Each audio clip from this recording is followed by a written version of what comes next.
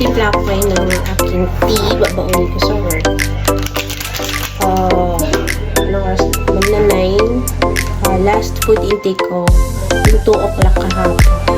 So, wala pa akong food intake any after that. So, ilang oras na? 3, 4, 5, 6, 7, 8, 9, 10, 11, 1, 2, 3, 4, 5, 6, 7, 8. So, 19 hours na ang fasting. And 19 hours. And more. Kasi mamaya pa ako magla-lunch. Kahit 12 o'clock siguro pwede na ako mag-lunch. Pero diba? 19 hours kinakaya ko dahil sa team.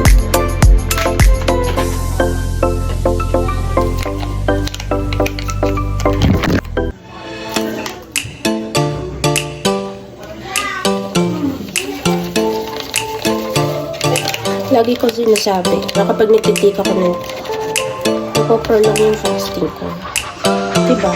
Like ko, ano sinasabi? Na okay ang fasting sa katawan ng tao.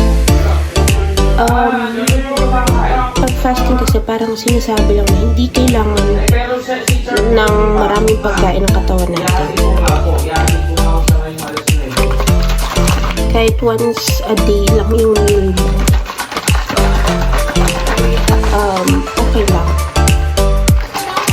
Nakakatulong yung tea and fiber. Mami, nandito si Tita Mumay. Kaya, healthy pa rin ako. Energetic pa rin. Hindi ako lulugo-lugo kahit wala akong kain. Mami, Tita Mumay. Nagkaanak na si Mumay. Hindi Tita Mumay. Tinaanan namin kanina pagkaso sarado ka.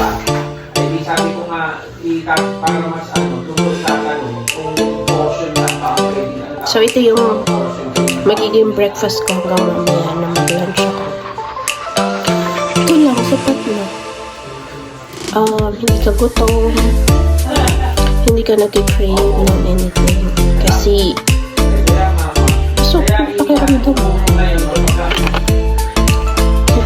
Ganun siya ka-magic. Ganun siya magic. Kailangan lang consistent lang yung pag-inom mo ng tea and fiber. Para over time, alam mo yun, nasanay ng katawan mo na maging healthy. Yung gut health mo, healthy, digestive system mo, okay, metabolic health mo, okay, lahat okay. Kaya masaya, happy, happy lang, energetic lang. Hindi sluggish, masaya. Happy from within.